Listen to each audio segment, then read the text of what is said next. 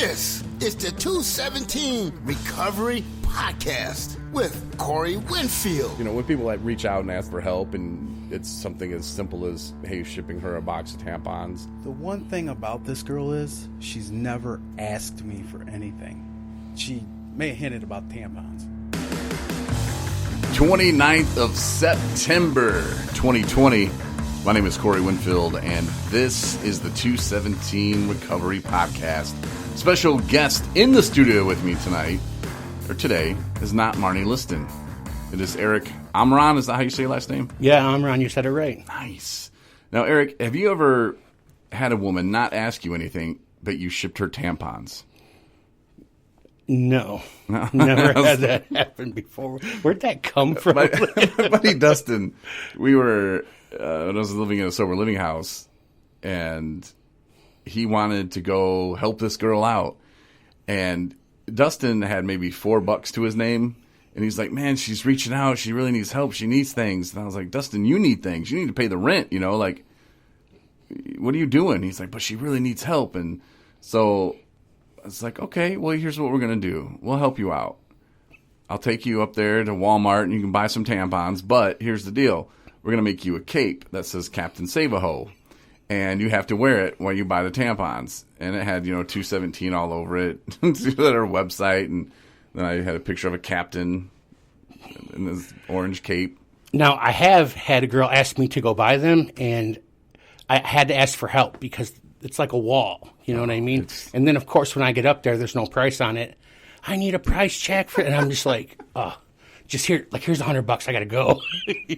I don't even, people are looking at me. It's like, look, she said she needed it. I'm going to get it, Yeah. He ended up asking some older woman who wasn't even an employee, just of, hey, do you think these would work? And the lady, I guess, was like, well, I don't know. Right. I don't know. Everybody's different. Yeah. So, yeah. Hey, man, welcome to the studio. Thanks, man. It's good to be here. Good to be here. Yeah. It's nice and comfy. Yeah, it is. I like your studio a lot. Yeah. The only bad thing about the studio is there's a cat box in the closet behind you. But, hey. Now you tell me. Just sit right there. By the way, the cat goes in there. Yeah. No, it's cool. It doesn't smell in here, so I'm good. Yeah. And a lot of times when we're doing it with Marnie, every time she comes in and just has to use the bathroom, she'll drop a big deuce right there. And Marnie's just sitting there just and then she always tells me, don't mention it. Don't mention it. Don't you say anything. I'm like, but it just happened. And the look on your face is priceless.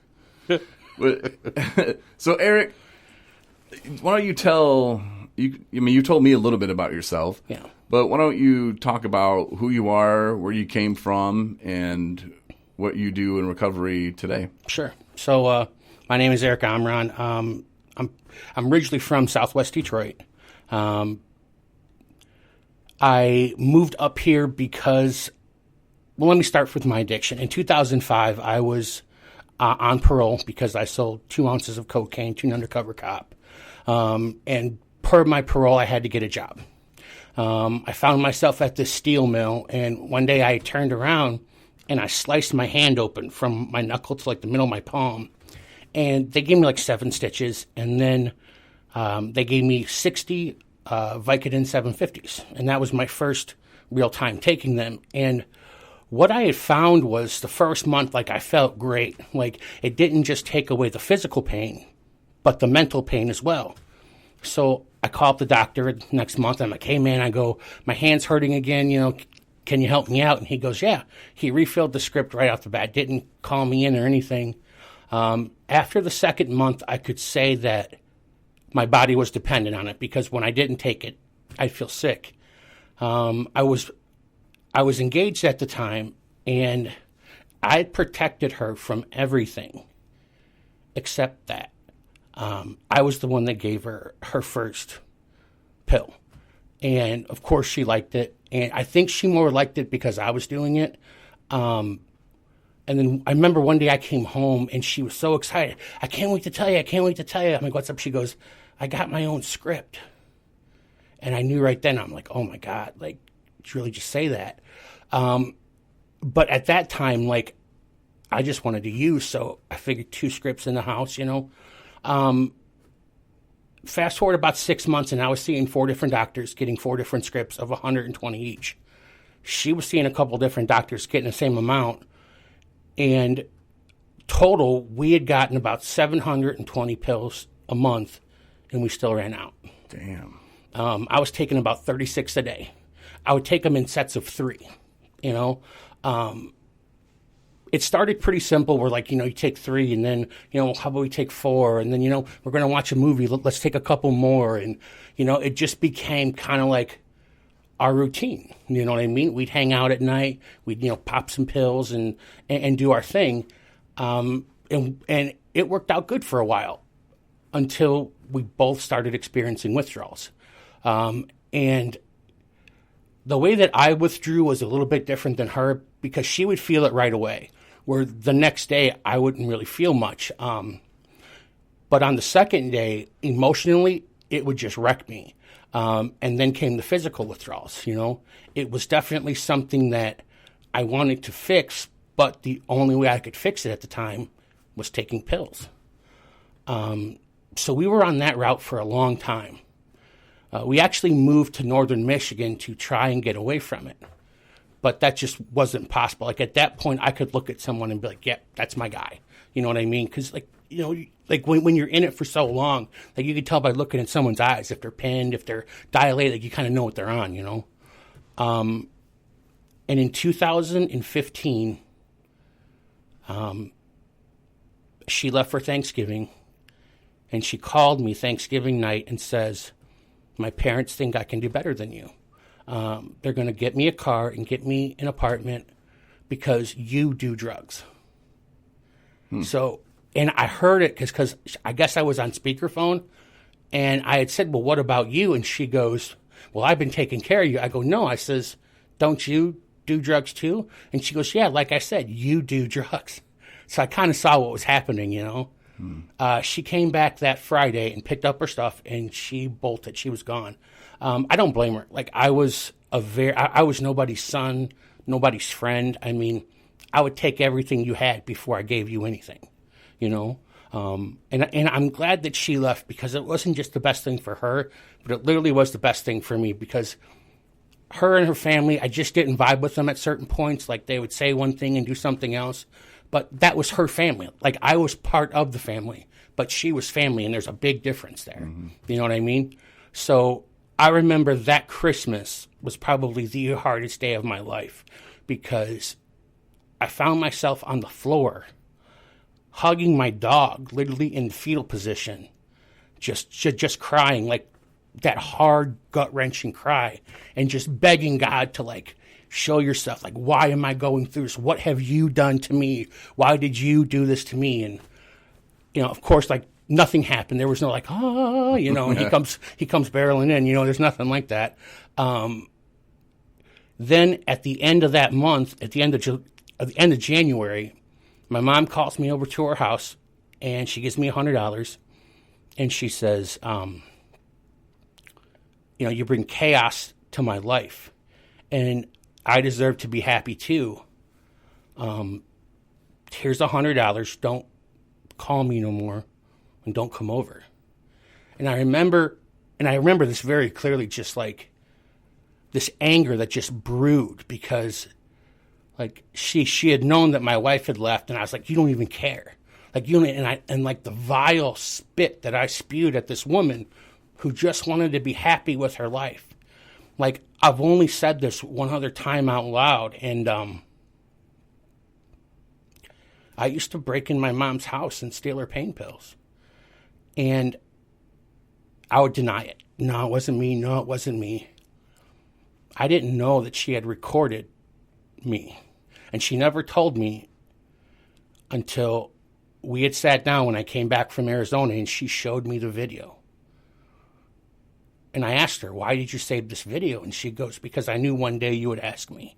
And it shows me like my big ass climbing through the window, knocking stuff over, trying to put it back, pulling out her drawer, looking around like a thief, and just, putting them in my hand. And it's it was such a hard video to watch. But to know that she had that and never really confronted me about it made me wonder what she went through, because she had me dead to rights. And I asked her, I says, why didn't you bring this up? And she goes, you would have denied it. you know, and she was right. Like I'd have been like, I know that guy looks like me, Mom, but that's not me, you know? So I went about 2 weeks where I was just defiant. I wasn't like, screw the world, you know what I mean?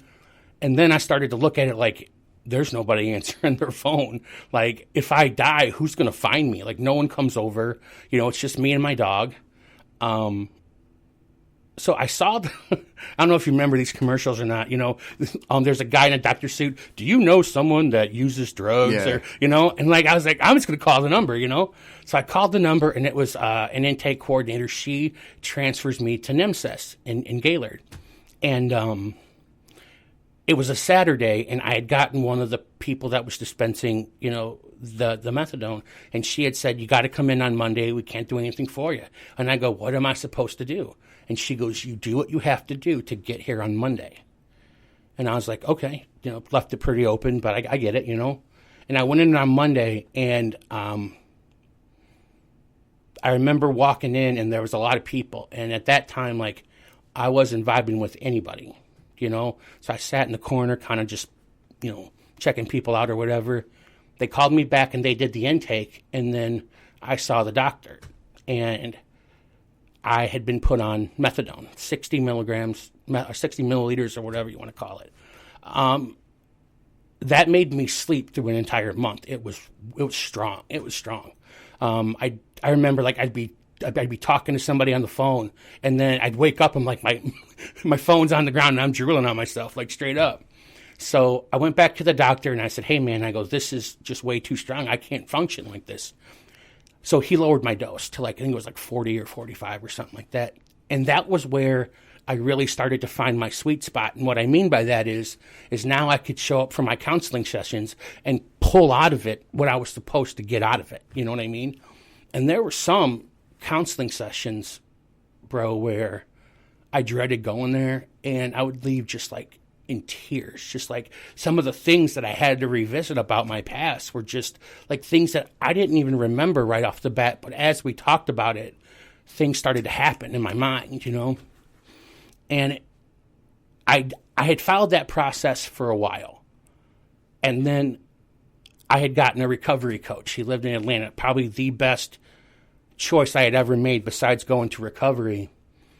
I was driving home from a counseling session. It was in April, and I had stopped at the stoplight on Main Street, and I had rolled down the window, and the wind just blew through and just hit me right in my face. And I just remembered how good that felt and just how sweet it smelled. And I'm looking around, and it's like the sky is just so blue, and the grass is just, like, it's the greenest green I'd ever seen. And, like, I felt like the birds were literally singing to me. So I pull over immediately, and I call my recovery coach. I'm like, Coach. He goes, what's up? I go, Coach, listen. I go, I swear to God I didn't use, but I feel high, you know? And he starts laughing at me. He goes, tell me about it.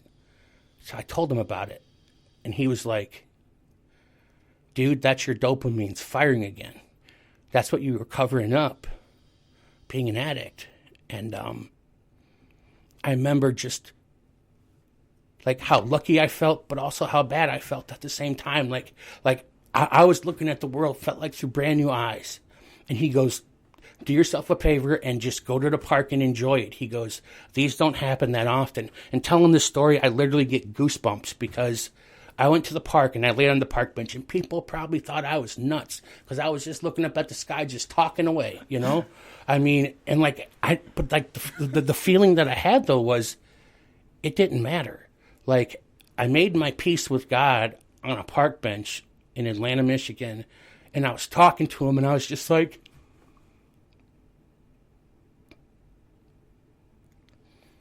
I said, God, I'm sorry. I says, I didn't mean to mess up. You know, I don't know what I was supposed to learn from this, but like, thank you for standing by me, because the day I was having, it had to be a divine intervention, because at that point, it didn't matter that I was overweight. It didn't matter if people were watching me. I was at the exact place I was supposed to be at, and there was no one else to thank but God, because the feelings that I had inside of me, like, and the colors that I was seeing that I couldn't even put words to was just the most amazing.